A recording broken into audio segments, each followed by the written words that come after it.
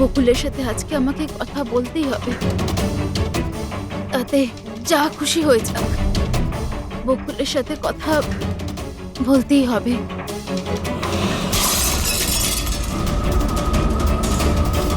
বাড়িতে তো কেউ নেই, তাহলে এই আওয়াজ কিসের?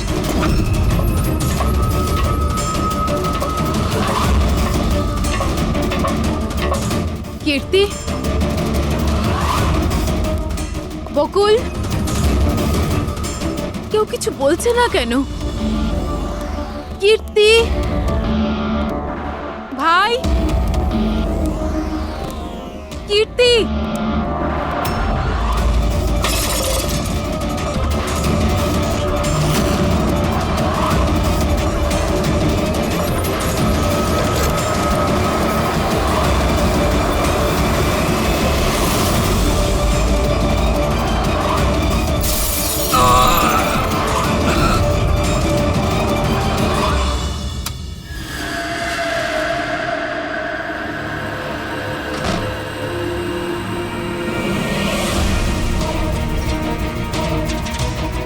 দাদার সুটকেস? দাদা ব্যাঙ্গালোর যায়নি বুঝি?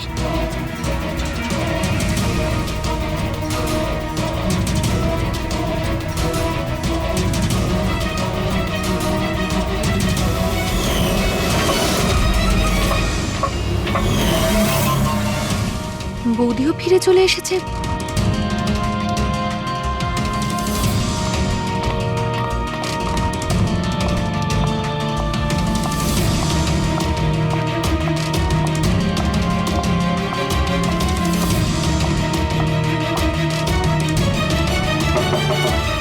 দাদা,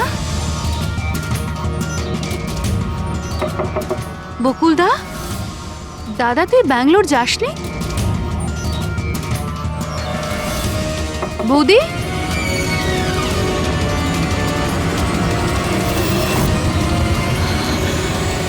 দাদা! দেখো কীর্তি, এটা খুনের ব্যাপার। আরো একবার ভেবে নাও।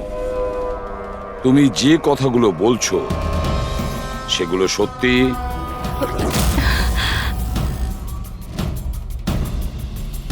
স্যার, আপনি, আমাদের মনে হচ্ছে না এই ব্যাপারটা সত্যি। আপনার মনে হওয়া না হওয়াতে কিছু এসে যায় না। যখন আপনাকে কিছু জিজ্ঞাসা করা হবে তখনই বলবেন। হতে পারে ও সত্যি বলছে, কি জানি। আমি পাগল নই, আমি সম্পূর্ণ সুস্থ। আমি বলছি তো আপনাদের, আশিকা বৌদি নিজেই বলেছে, বৌদি নিজে দাদাকে খুন করেছে। বৌদি, বৌদি, দাদা, আশিকা বৌদি, বৌদি, বৌদি, বৌদি, বৌদি, থ্যাংক গড। বৌদি, বৌদি, বৌদি, এইসব হলো কি করে? কে করেছে এইসব? মরে গেছে বকুল, ঝামেলা শেষ। মেরে দিয়েছে, সব শেষ, মেরে দিয়েছি। শুধুমাত্র মেরে দিয়েছি বলেই প্রমাণ হয় না যে ওই বকুলকে মেরেছে। এটাও তো হতে পারে যে ও আরো কিছু বলতে চাইছিল। হ্যাঁ,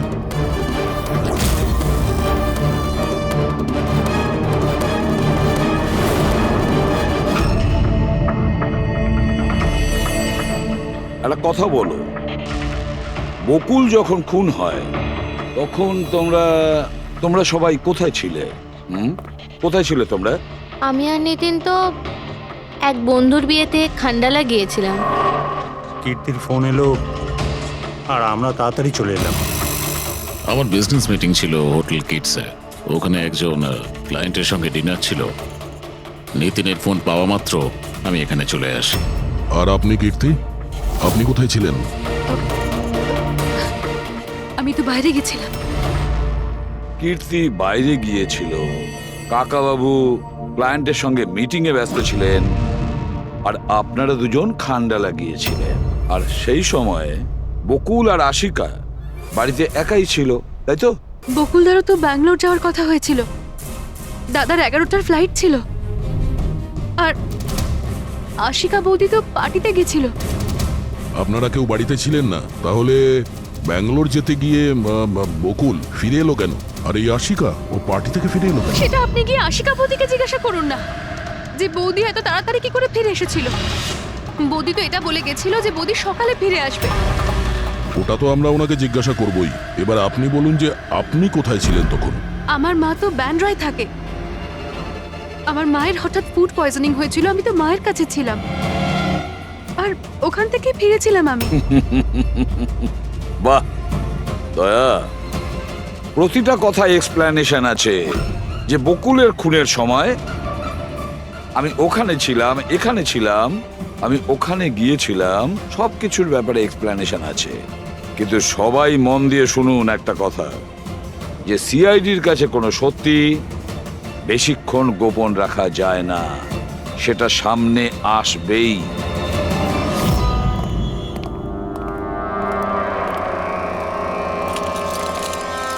হ্যাঁ অভিজিৎ, পুরো বডির মধ্যে কাঁচের টুকরো গেঁথে ছিল। আর হ্যাঁ স্যার, টেস্ট করেও দেখেছি স্যার, এখানে যে রক্তটা আছে সেটার কোথাও নেই স্যার। একটা কাজ করো, বাড়িটাকে খুব ভালো করে তল্লাশি করো, দেখো কিছু না কিছু প্রমাণ নিশ্চয়ই পাবে, তাই না?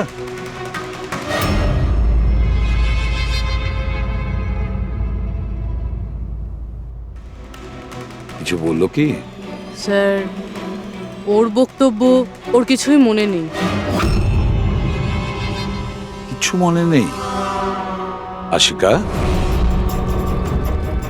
তোমার কি মনে পড়ছে তুমি কীর্তিকে জ্ঞান হারানোর আগে কিছু বলেছিলে? মনে করো। আমার কিছুই মনে পড়ছে না। মনে করার চেষ্টা করো। কীর্তি বলছিল যে বকুলের খুন তুমি করেছো, এরকম তুমি নিজে ওকে বলেছো। কীর্তি মিথ্যে কথা বলছে। বকুলকে আমি মারিনি।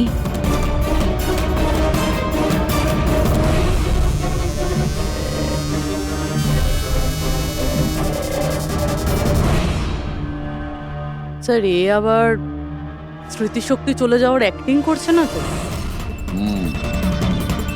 হতে পারে, কারণ বকুল এখানে রক্তাক্ত অবস্থায় পড়ে রয়েছে আর ওর মাথায় সামান্য একটু আঘাত, ব্যাস অজ্ঞান হলো কি করে? সেটাই তো, এর থেকে সত্যিটা বের করতে হবে। কি করে করবেন স্যার?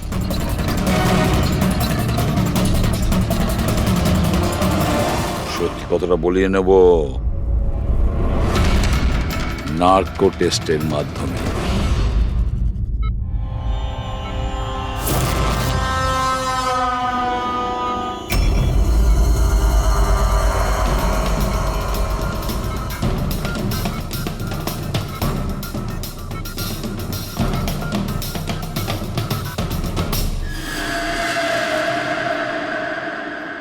আঠারোই এপ্রিল রাতে যখন পার্টি থেকে বাড়িতে ফেরেন, কি হয়েছিল?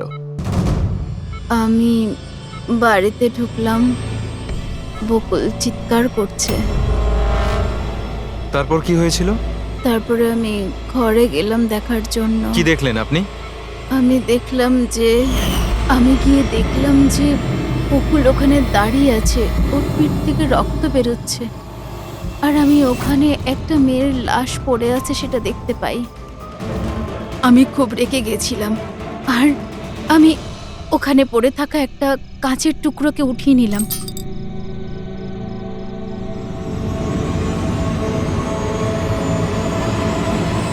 আর আমি বকুলকে মেরে দিলাম। আর তখনই আমি আমার ঘাড়ে একটা প্রেশার অনুভব করলাম। তারপরে আমি বেহুশ হয়ে পড়ছিলাম। বেহুশ হওয়ার আগে আমি দরজার সামনে একজন মানুষকে দেখতে পাই। কেউ একজন অরেঞ্জ কালারের জ্যাকেট পরেছিল। পুরুষ ছিল না মহিলা? একটা লোক। আচ্ছা, তারপর ও কি করলো? ও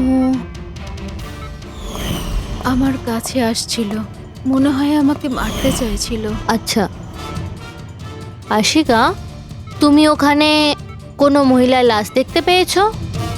হ্যাঁ, দেখেছিলাম। মহিলার লাশ? ওখানে তো আমরা কোনো মহিলার লাশই পাইনি। স্যার আমরা তো বকুলের মার্ডারের তদন্ত করছি, এর মধ্যে আবার নতুন কেস এলো কোথা থেকে? কোন মহিলার লাশ? কে ছিল ওই মহিলা? আমি মনে করতে পারছি না, সবকিছু ধোঁয়া ধোঁয়া লাগছে। আচ্ছা, এ আমাদের বোকা বানাচ্ছে না তো? বুঝে উঠতে পারছি না এ কোন মহিলার কথা বলছে, কোন মহিলার কথা বলতে চাইছে। আশিকা, তুমি বকুলকে কেন মেরেছো? কেন মেরেছো বকুলকে? ঠিকই হয়েছে যে ও মরে গেছে। তাছাড়াও যদি বেঁচে থাকতো তাহলে আমাকে রাস্তায় ভিক্ষে করতে হতো। কেন? ঘাড় ধাক্কা খেতে কেন? চরিত্রহীন প্রমাণ করতে চাইছিল, ডিভোর্স চাইছিল আমার থেকে। আচ্ছা, ওই মৃত মহিলা উনি কে ছিলেন? আমি আপনাদেরকে বললাম তো, মনে করতে পারছি না। দেখো আশিকা, আমরা ওখানে কোনো মহিলা লাশ খুঁজে পাইনি, তাহলে সেই লাশটা গেল কোথায়? আমার যখন জ্ঞান ফিরছিল তখন ওই লাশও ওখানে ছিল না। আর ওই যে ফ্লোরেসেন্ট অরেঞ্জ কালারের জ্যাকেট পরা লোকটা? ওটা খুবই অস্পষ্ট আমার কাছে, ওই দরজাতেই দাঁড়িয়েছিল। হতে পারে আমার জ্ঞান হারানোর অপেক্ষায় ছিল।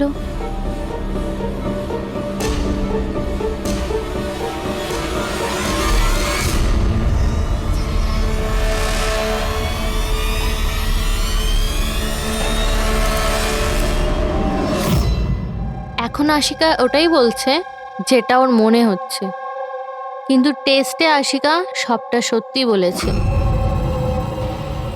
Thank you. ওয়েলকাম।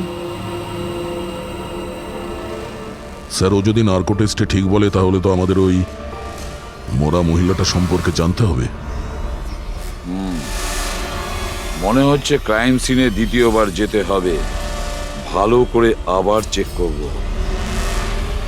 কোনো না কোনো প্রমাণ তো নিশ্চয়ই আমরা পাবো। স্যার, এই মেশিন কি কিছু স্পেশাল? এই মেশিনটা যে কোনো ছোট কোনো প্রমাণ খুঁজতে সক্ষম, যেরকম মাইক্রোবস, যেটা সাধারণত ধোঁয়াতে মিশে যায়। আর এই যে মেশিনটা না, একটা ঘরের মধ্যে একদম ক্ষুদ্র থেকে ক্ষুদ্রতর ডাস্ট পার্টিকলস, সেগুলো দিয়ে ওই জ্যাকেট পরা লোকটা সম্পর্কে আমাদের জানিয়ে দেবে যে এই ঘরের মধ্যে ছিল। খুব ভালো।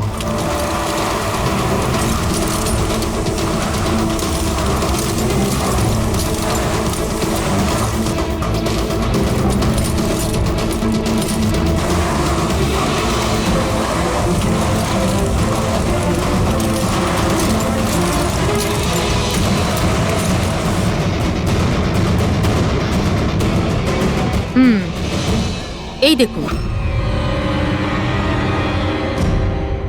যেটা আমাদের নজর এড়িয়ে গিয়েছিল সেটাই মেশিনটা খুঁজে দিল।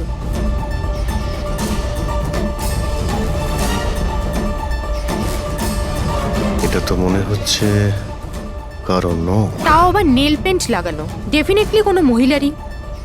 কিন্তু স্যার এখানে কিভাবে? হয়তো দৌড়োদৌড়ি, হাতাহাতিতে কোনো জিনিসের সঙ্গে ধাক্কা লাগে আর নখটা পড়ে যায়। বাড়ির সবাইকে চেক করো তো, ওদের কারণ হয়তো।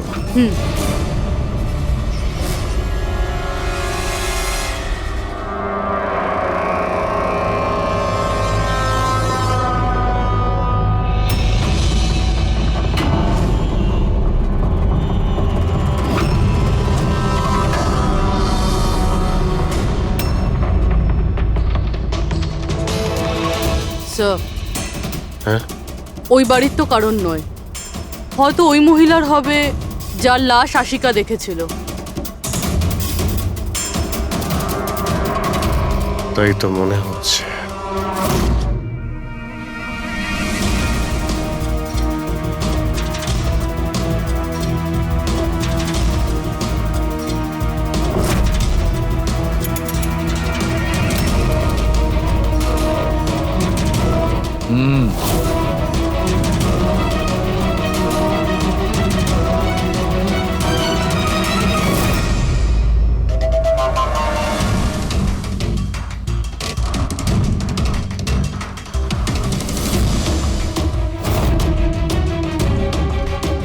এই ব্যাপার সরকা।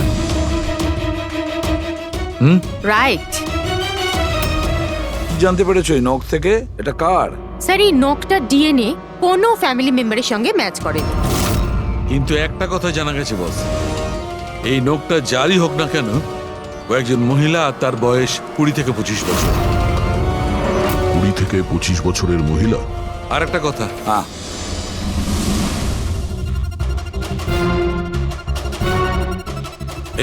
এই যে ছোট্ট ছোট্ট সাদা টুকরোগুলো দেখতে পাচ্ছ, এটা বলতে পারো যে হাই পার্সেন্টেজ অফ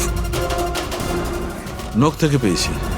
এই মেয়েটা ড্রাগ অ্যাডিক্ট ছিল? হ্যাঁ, এটা ওদের পরিবারের কারণ নয়, বাইরের কারণ। স্যার, তার মানে যদি কেউ বাইরে থেকে আসে তাহলে কোনো গাড়ি, অটো বা ট্যাক্সি করেই নিশ্চয়ই আসবে।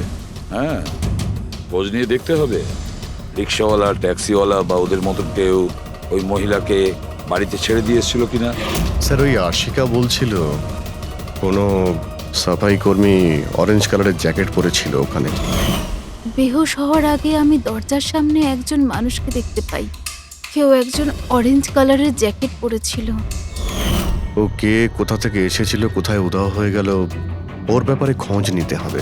স্যার, যত ড্রাগ পেডলার্স আছে ওদের কাছে জানতে হবে যে কত মহিলা এই হাই ডোজের ড্রাগস নেয়।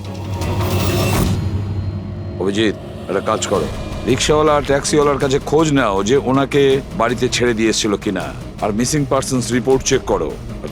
স্যার, শহরে যতগুলো ড্রাগ পেডলার আছে না, সবার কাছে গিয়ে খোঁজ নাও, দেখো ওরা এমন কোনো মহিলাকে চেনে কিনা যে হাই কোয়ালিটি ড্রাগ ব্যবহার করে। আর আমরা গিয়ে ওদের বাড়ির লোকের সঙ্গে কথা বলি, দেখা যাক ওরা কোথায় যায়, কি করে ওই ঘটনার সময়।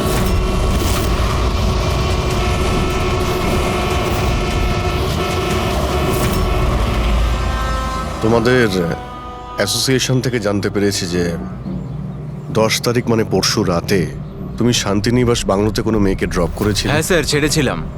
তখন টাইম কত ছিল মনে আছে স্যার, তোমার? প্রায় 1টা নাগাদ ওই বাংলোতেই। স্যার, ও নেশার ঘরে ছিল আর বারবার ওর স্বামীকে গালি দিচ্ছিল। আচ্ছা, হ্যাঁ স্যার।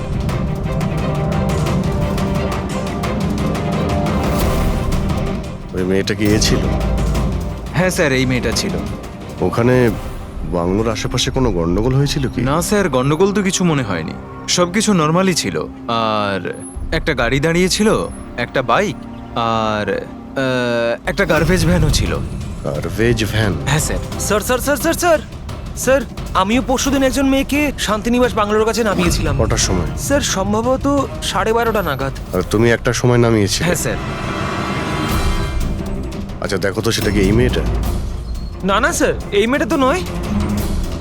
তাহলে একে তুমি একটার সময় নামিয়েছিলে আর 12:30টার সময় যে মেয়েটাকে তুমি নামিয়েছিলে তাকে আবার দেখলে তুমি চিনতে পারবে? একদম স্যার, নিশ্চয়ই চিনে ফেলবো। গুড, চলো।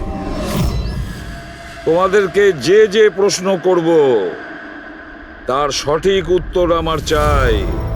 তুই যদি কেউ মিথ্যে বলো না, তাহলে ভীষণ মুশকিলে পড়ে যাবে, বুঝেছো? স্যার, মিথ্যে কথা বলে কেন নিজেদেরকে বিপদে ফেলবো? হ্যাঁ, তাহলে বলো, যেদিন বকুল খুন হয়েছিল সেদিন কি চেতন তোমার হোটেলে ছিল? হ্যাঁ স্যার, উনি হোটেলেই ছিলেন আর উনি সব সময় ক্লায়েন্টের সাথেই ছিলেন। উনি ক্লায়েন্টের সাথে ডিনারও করেছেন। আচ্ছা, ঠিক আছে, তোমাদের ক্লায়েন্টদের ডিটেলস চাই আমার, আর সেদিনের সিসিটিভি ফুটেজও। শিনা, কীর্তির মায়ের ফুড পয়জনিং কেন হয়েছিল? খাবারে কি মিশিয়েছিলেন?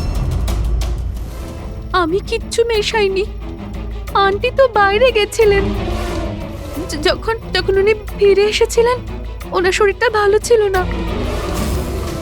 স্যার, নিতিন আর সিয়া দুজনে সারাদিন বিয়েতেই ছিল। জিজ্ঞেস করার আগে বলছো, মুখস্থ করে এসেছো নাকি? না ম্যাম, যেটা সত্যি সেটাই বলছি। 11টার সময় ফাংশন শেষ হয়ে গেছিল। এরপরে বাকি রইল নিতিন আর শিয়া। ওরা কোথায় গিয়েছিল? স্যার, ওরা মনে হয় নিজেদের রুমে চলে গেছিল।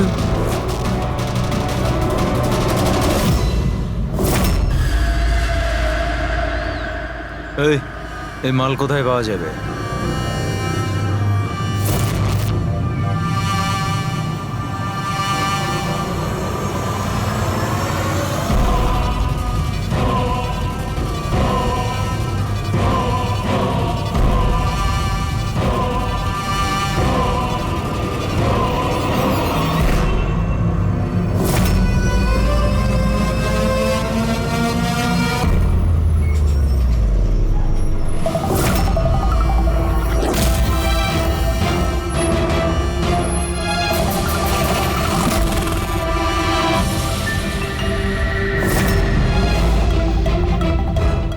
মাল চাই।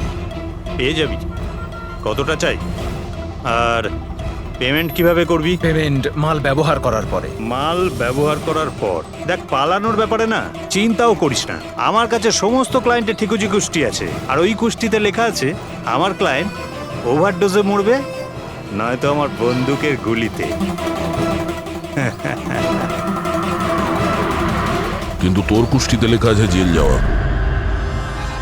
ওই সব মহিলার ফোন নাম্বার আমার চাই, যাদের তোমরা ড্রাগ সাপ্লাই করো। তাড়াতাড়ি দাও।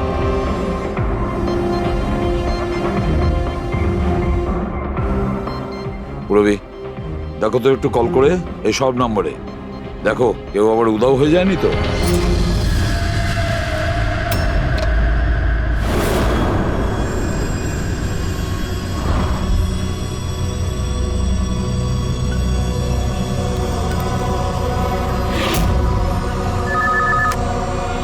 হ্যালো। আচ্ছা, আমি সোনারিকার সাথে কথা বলতে পারি?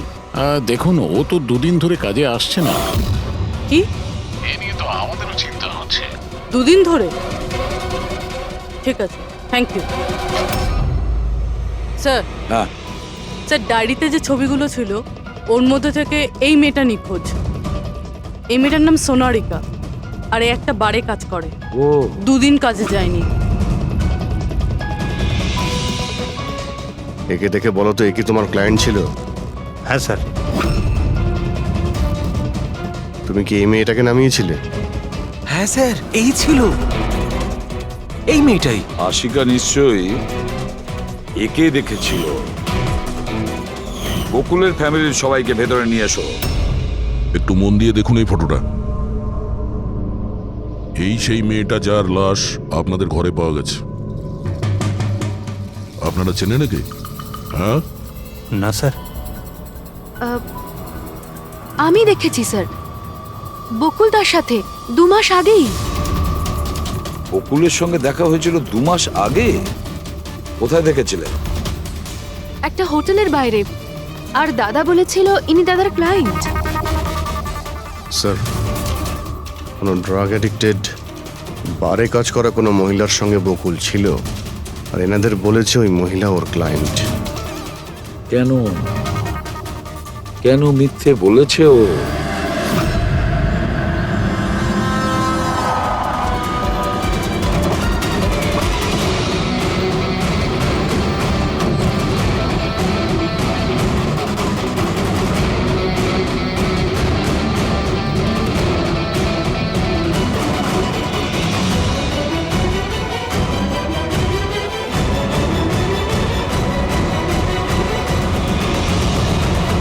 আচ্ছা, সোনারিকা এখানেই কাজ করতো না? আগে হ্যাঁ, এখানেই কাজ করতো। আপনারা কে? সিআইডি। সোনারিকা খুন হয়ে গেছে। সে কি? এই জন্যই 2 রাত্রি ধরে ও কাজে আসছে না। হ্যাঁ, কিন্তু আমরাও লাশটা পাইনি। আর সাথে সাথে এই এর নাম বকুলেও খুন হয়েছে। আমরা এটা জানতে চাই যে সোনারিকার সঙ্গে এই বকুলের কি সম্পর্ক ছিল? সম্পর্ক কি ছিল তা তো জানি না, তবে হ্যাঁ, এই লোকটা কখনো কখনো আমাদের বারে ওকে নিতে আসতো। এ ব্যাপারে আরো কিছু খবর আপনাদের তেজি দিতে পারবে স্যার। এই তেজিটাকে? স্যার, এই হলো তেজি। তেজি, সোনারিকা তোমার বন্ধু। এটা বলো যে এই লোকটার সঙ্গে সোনারিকার কি সম্পর্ক ছিল? স্যার, সোনারিকার সাথে বকুলের অ্যাফেয়ার চলছিল। বকুল ওর সমস্ত এক্সপেন্সিভ খরচগুলো দিত, কিন্তু ওর বকুলের বিরুদ্ধে সবসময় কোনো না কোনো অভিযোগ থাকতো। ঠিক কিরকম বলো তো? ওই তো, যেমন ধরুন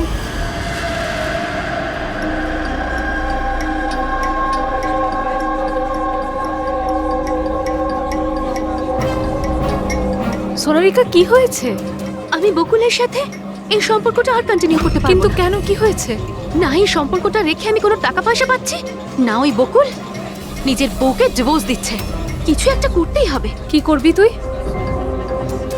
ব্ল্যাকমেল। কি? আমি ওকে ব্ল্যাকমেল করব যে আমাকে এই নাটকটা করতে বাধ্য করেছে। তাহলে কেউ সোনারিকাকে টাকা দিচ্ছিল বকুলের সাথে ভালোবাসার নাটক করার জন্য। মাস্টারমাইন্ড তাহলে অন্য কেউ? হ্যাঁ, আর ওই মাস্টার মাইন্ডই প্ল্যান করে এই সোনারিকা আর বকুলকে মেরে দিয়েছে। কিন্তু আশিকার ওখানে আসা প্ল্যানের মধ্যে ছিল না।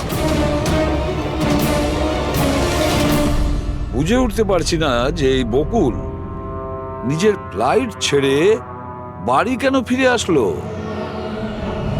আর স্যার, খুনি যদি বকুলের গার্লফ্রেন্ডকে মারতেই চেয়েছিল তাহলে অন্য কোথাও মারতে পারতো, ওই বাড়িতেই কেন মারতে গেল? হতে পারে খুনি প্রথম থেকেই জানতো যে বকুলের বাড়িতে কেউ নেই, সেই কারণেও মিথ্যে কথা বলে সোনারিকাকে ওখানে ডেকেছে, আর সেই সময় বকুল আর আশিকা ওখানে পৌঁছে গেছে। এটা হতে পারে, কিন্তু স্যার লাশটাকে ঘরের বাইরে কোথায় নিয়ে যেতে পারে আর কিভাবে? কারণ বকুলের বাড়ির সমস্ত গাড়ি তো আগে থেকেই বাইরে ছিল। উনি যদি চাইতো তাহলে লাশটাকে টুকরো করে সুটকেসে নিয়ে যেতে পারতো, বা লাশটাকে টুকরো করে প্লাস্টিকে ভরে ডাস্টবিনেও ফেলে দিতে পারতো। ওই যে ডাস্টবিনগুলো আছে না বাইরে। হ্যাঁ স্যার। একটা গাড়ি দাঁড়িয়েছিল, একটা বাইক, একটা গার্বেজ ভ্যানও ছিল। কি রাত্রি 1টার সময়? রাত্রি 1টার সময় বাংলোর বাইরে ময়লার গাড়ি দাঁড়িয়ে ছিল? তার মানে স্যার এই খুনটা প্ল্যান করা ছিল। খুনি গার্বেজ ভ্যান নিয়ে এসেছিল লাশটাকে সরিয়ে ফেলার জন্য। আর স্যার এই ফ্লুরোসেন্ট অরেঞ্জ কাপড় গার্বেজ ভ্যানের লোকেরাই তো পরে। স্যার, হ্যাঁ, চেতন যেই কোম্পানির বিজনেস ডিনারে গিয়েছিল এই নামে কোনো কোম্পানিই নেই। আমার বিজনেস মিটিং ছিল হোটেল কিডসে। আর কীর্তির মা বাইরের কিছুই খায়নি। আমার মা ব্যান্ড্রয় থাকেন।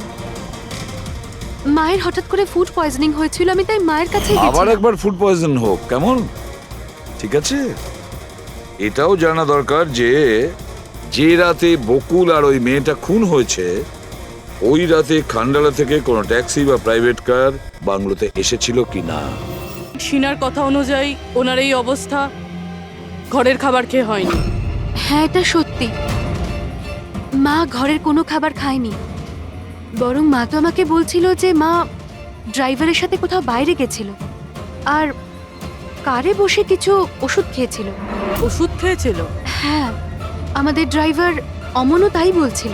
তোমাদের ড্রাইভার এখন কোথায়? স্যার, আমি সমস্ত ড্রাইভারদের নিয়ে এসেছি যারা গার্বেজ ভ্যান চালায়। আমরা একটা গার্বেজ ভ্যানের সন্ধান পেয়েছি যেটা মাঝরাতে রাস্তার মাঝখানে দাঁড়িয়েছিল, যাতে লাশ বয়ে নিয়ে যাওয়া হয়েছিল। ভ্যানের ব্যাপারে জানতে পেরে গিয়েছি। সার্ভেলেন্স ক্যামেরাতে আমরা সেটা পরিষ্কার দেখতে পেয়েছি। কেন?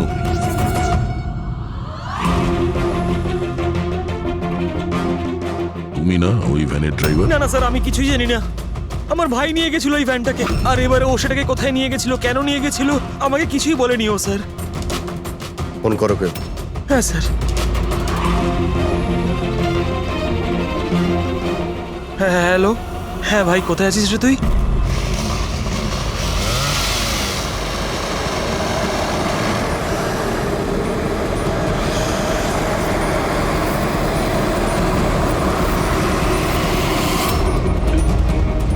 কি ভাই, কেমন আছেন?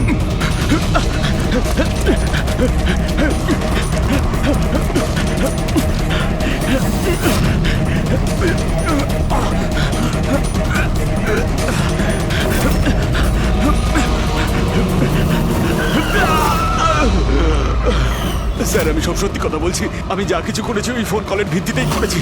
বকুল স্যারের বাংলো থেকে কল করেছিল। কে ফোন করেছিল বকুলের বাংলো থেকে? আমি তো তাকে কখনো দেখিনি, শুধু গলার স্বর শুনেছিলাম। মহিলা ছিল না পুরুষ? স্যার, কখনো কখনো মহিলার গলার স্বরে ফোন আসতো, আর কখনো পুরুষেরও। স্যার, সে যেই হোক না কেন সে বকুলের বাড়ির লোকই।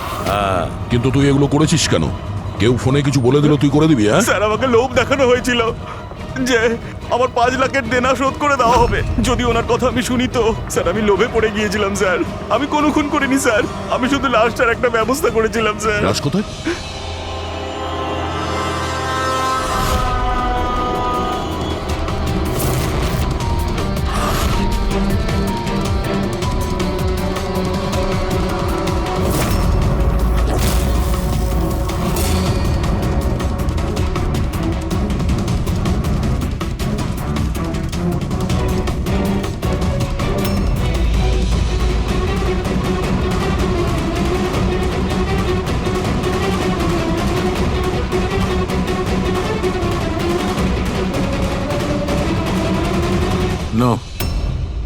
এই মেয়েটার গলা টেপা হয়েছে আর তাতেই ওর মৃত্যু হয়েছে।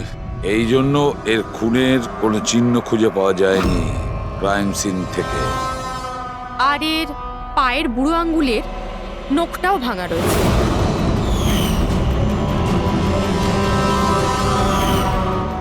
আর ডক্টর এগুলো কি? এই যে হলুদ হলুদ দাগ। এটাই তো এই কেসের সবচেয়ে বড় সূত্র। চলুন সবাই দাঁড়িয়ে যান। দাঁড়ান। আর কত জিজ্ঞাসাবাদ করবেন আপনারা? সবই তো বলে দিয়েছি আমরা। এবার আর কোনো জিজ্ঞাসাবাদ করবো না। হ্যাঁ, আপনাদের প্রত্যেকের নার্কো টেস্ট হবে। Narco test? কিন্তু কেন? কারণ আপনাদের মধ্যে কেউ যে সত্যিটা বলছে না। আপনাদের কাছে কোর্টের পারমিশন আছে এই নার্কো টেস্টের জন্য? হ্যাঁ,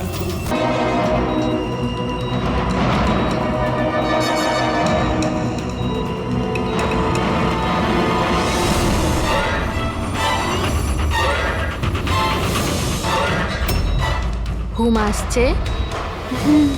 যা আমি আপনাকে বলবো তার সঠিক সঠিক উত্তর দেবেন, ঠিক আছে? সোনারিকাকে আপনি চেনেন? বকুলের যে অ্যাফেয়ার ছিল ওর সাথে, এটাও জানতেন আপনি? হ্যাঁ, আমার দুজনকেই সন্দেহ হতো। তাহলে আশিকাই কি ওকে খুন করেছে? আশিকা তো সোনালিকাকে চিনতই না, তাহলে খুন কি করে করবে?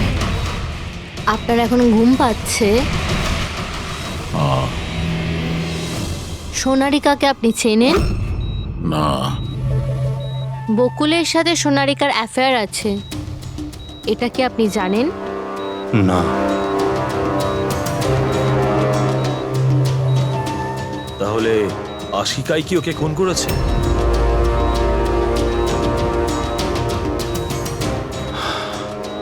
আশিকা সোনালীকে চিনত,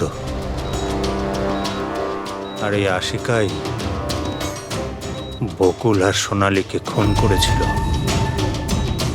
ও নিজেই এই খুনের ষড়যন্ত্রটা রচনা করেছিল। আশিকা চালচলন কিছুদিন ধরেই খুব অদ্ভুত লাগছিল। এই কথাটা আমি বকুলকে বলেছিলাম। কি হয়েছে স্যার?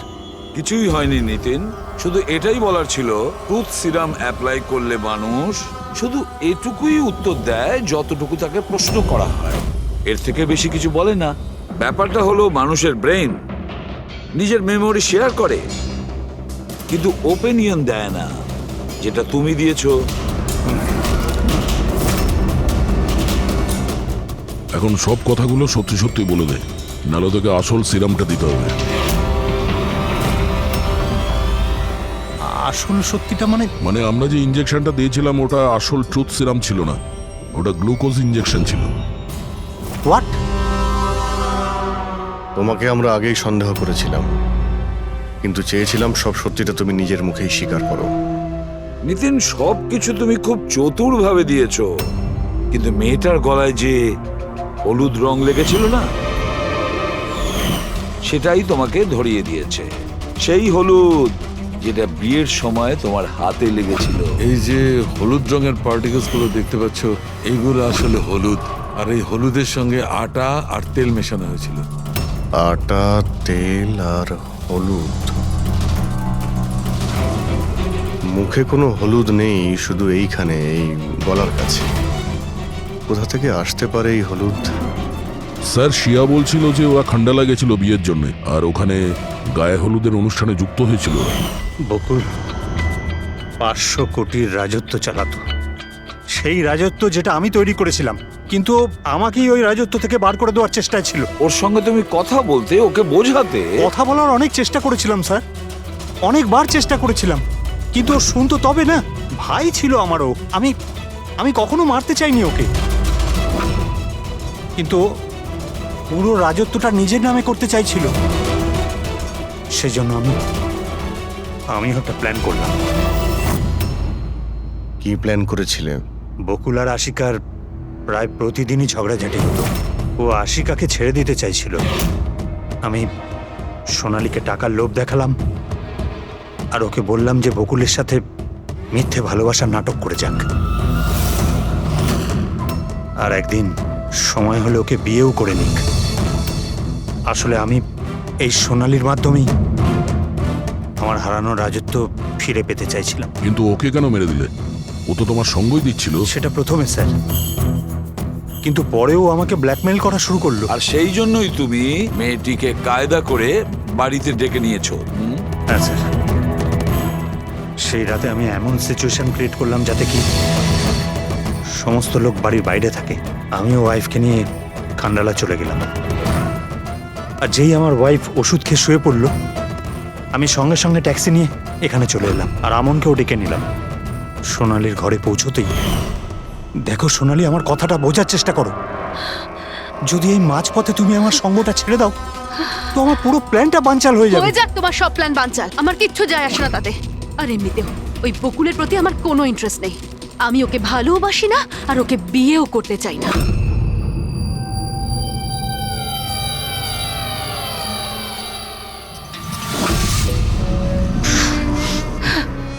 দেখো, যদি তুমি আমাকে সঙ্গ না দাও না তো খুব পস্তাবে, বলে দিলাম। হুমকি আমি দিচ্ছ তুমি আমাকে? হুমকি দিচ্ছ? হ্যাঁ, এমনটাই ভেবে নাও।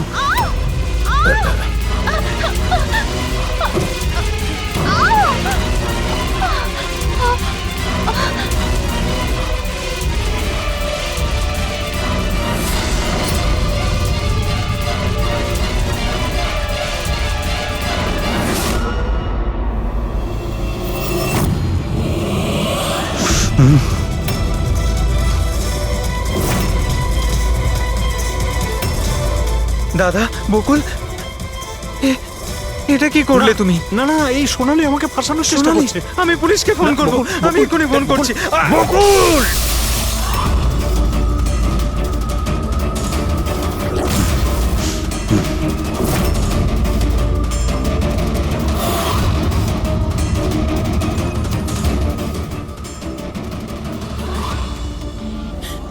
বকুল!